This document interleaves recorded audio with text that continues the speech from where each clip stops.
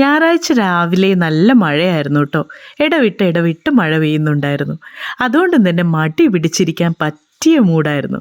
എന്നാലോ അന്നാണ് സകല പണിയും വരിക.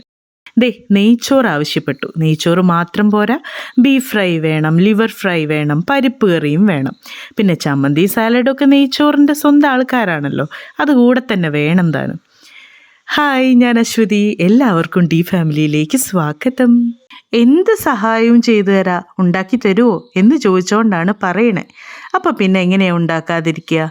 അങ്ങനെ സകലത് കട്ട് ചെയ്യാനും മുറിക്കാനും എല്ലാത്തിനും എന്നെ ഏട്ടനും ആദിക്കുട്ടനും ഒക്കെ സഹായത്തിനുണ്ടായിരുന്നു കേട്ടോ.